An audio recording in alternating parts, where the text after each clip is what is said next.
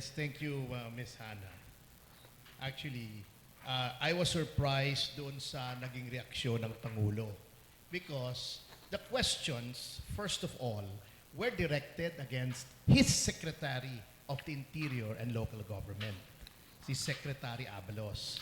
Ang pagkaalam ko po, under the doctrine of qualified political agency, ang kalihim, ang takapagsalita ng Pangulo in their own respective areas of competence, katulad ng agriculture, the Secretary of Agriculture, kung tungkol sa police, si Secretary Abalos. Ngayon lang ako nakakita ng Pangulo na siya ang takapagsalita ng kanyang kalihim baliktad, ano?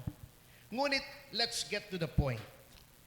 Hindi ko nga alam kung ba't nagagalit si Pangulong Marcos. Oo, hindi naman siya inaano. Si Secretary Abalos naman ang kausap eh. Bakit sumingit siya? Bakit masyadong personal sa kanya? Okay, with the kind permission of everyone, himayin natin yung statement niya. Sabi niya, tungkol doon sa pag-donate ng isang pribadong tao ng reward money.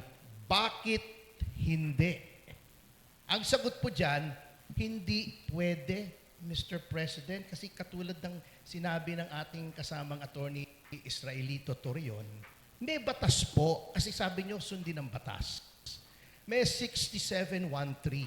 Meron ding 3019 yung Anti-Graft and Corrupt Practices Act na nagsasabing hindi pwedeng hindi pantay-pantay ang pagtrato sa mga official functions. Hindi pwedeng may preference. Nandyan po yan sa Section 3E ng 3019. Pakibasa po. Because when you took an oath, after you were elected to the presidency, you swore to uphold the Constitution and all other laws of the country. Batas po yan. Ngayon po, hindi naman po kami nagsasabing wag magbigay ng bounty. Practice po talaga yan. Nagtatanong po kami, sino po ba yan? Kasi ayaw i-disclose. Sabi nyo, why not? Ngunit, entitled po. The public has a right to know kasi nasa saligang ng batas po natin, the right of the people to information on matters of public concern shall be recognized. That includes access to information on all decisions and transactions of government. Decision. Bakit nagdesisyon ang Secretary of the Interior at sanctioned nyo pa, konsentido nyo pa na tumanggap ng pribadong pera? Hindi po ba merong intelligence fund ang gobyerno para magbigay ng pabuya? Nasaan? Anong nangyari to sa intelligence fund? Alam nyo, Mr. President, there is also such a concept as equal protection. Noon pong Mayo, nagpartihan ng yung mga tipsters ng information money, 11 po sa kanila, nagparti lamang 1.9 million. That's an average of less than 200,000 per person. Huwag nating sabihin na minor crimes yun kasi ang mga tipsters po nagbigay din ng information on rape, murder, mga heinous crimes din. Noon pong a few months back, nagbigay ng pabuya. Meron pong isang MILF commander, ang pangalan, si Commander Wahab Gara. Siya po at ang kanyang mga followers ay lumusob sa 2 baryo sa Mindanao. 25 tao ang namatay, including 1 soldier and 1 policeman who responded to the attack. Magkano po ang bounty doon kay Commander Gara? 1.3 million lamang. Yun pong mga kaibigan ko sa media, nagsasabi, ang dami-daming pinapatay na media men. Magkano ang ino-offer na reward ninyo?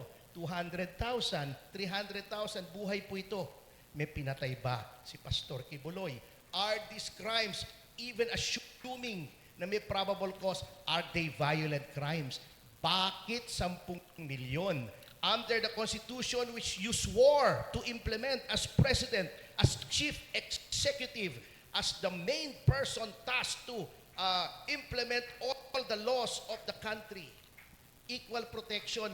Every person similarly situated should be treated in the same manner. Bakit yung pumatay ng 25 tao, 1.3? Bakit ito po walang pinatay? 10 milyon. 10 milyon. Pribado pa.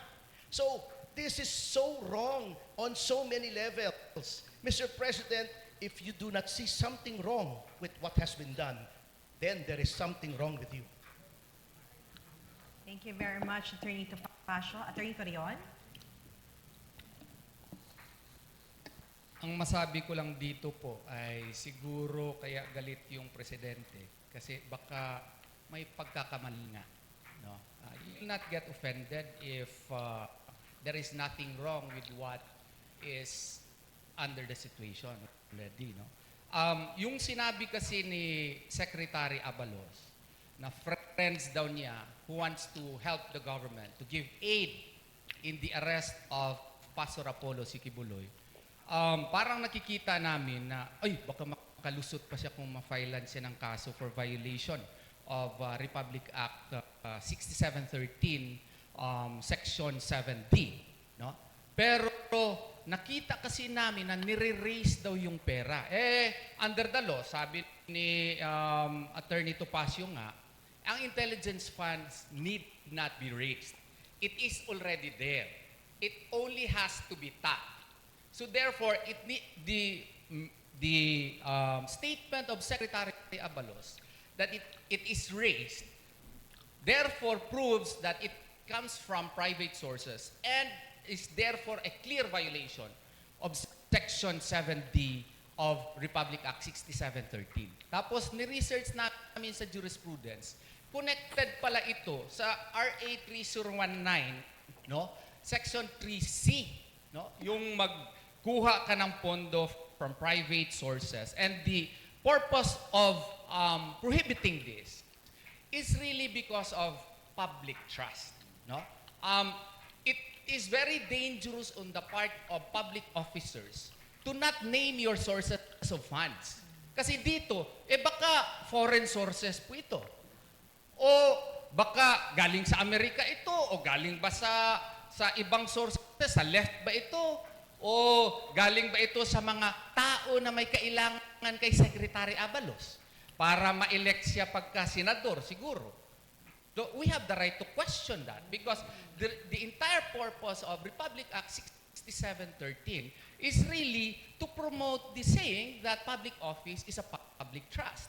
Which leads me to another point. Of course, wala naman tayong congressman siguro na matapang dito, pero baka it may be a ground for an impeachment. Why? Because this may constitute betrayal of public trust. Why? While it may be true that in certain cases, the Supreme Court said that this is a catch-all provision, but if we can prove that there is really clear bad faith on the part of the President, no, such as June 10, 2024 incident, and the fact that the warrants of arrest were already served 5 times, and the sheer force, volume of force that was exhibited really was a clear violation of Rule 113, Section 2, no? Would be perhaps a ground for a possible impeachment case. Pero of course, this may not succeed now, but it may succeed later. Why is there bad faith? Why? Because according to Section 40 of Executive Order 292, the oath of office, sabi nga ni Atty.Topacio, he is sworn to uphold the law and all legal orders and laws of our republic. And what does our law state? Section 13, we filed a motion for reconsideration under DOJ Circular 70, and we merely follow the law, and under the rule, the Constitution, in fact, Article 8, Section 15 mandates that lower courts, ergo by analogy, likewise the DOJ, it is mandated to resolve the same within 3 months maximum. When did we file our motion for reconsideration? That's March 3 of 2024.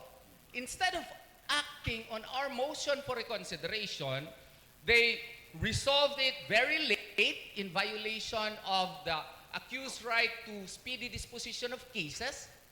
And then, sabi doon sa penultimate portion ng resolution, the City of Davao Prosecution's Office is directed to file an information in the Regional Trial Court of RTC. Ilang ulit ko na sinasabi dito. Wala naman yan sa rules of procedure na yung City of Davao ang magpa-file ng kaso dun sa Pasig. Ang preliminary investigation is supposedly done in the place where the crime is committed. Pero let's leave that. Information lang. Pagdating doon sa RTC Pasig, informations na non-bailable pa. At saka sa penultimate portion, nasali na ang anti-money laundering. Pursuant to Administrative Act daw 21-03-13-SC, which allows the court, through a proper motion, to issue an asset preservation order. So saan po ang law dito? Instead of acting on our motion for reconsideration, they used excessive force in enforcing the warrant of arrest. Why is it important for us that the motion for reconsideration should be ruled? So that our client can go up. And the Court of Appeals or even the Supreme Court can review the records whether or not there is grave abuse of discretion amounting to lack or excess of jurisdiction. And if Pastor Apollo C. Quiboloy can really prove that there is grave abuse of discretion because there is no crime in the first place, then it can be set free. So that is the issue that we are fighting for until this day. And I do hope and pray that the President should, instead of being angry while we are asserting the rights of our client, they should try also to look at the other side, because in the first place, we trusted you, Mr. President. We trusted you. Pastor Apollo C. Quiboloy trusted you. We elected you into office, and you're supposed to perform your role as the foremost executive official of the land, and you should have implemented the laws that I have just cited. So, yun lang po. Thank you very much, Attorney Torion.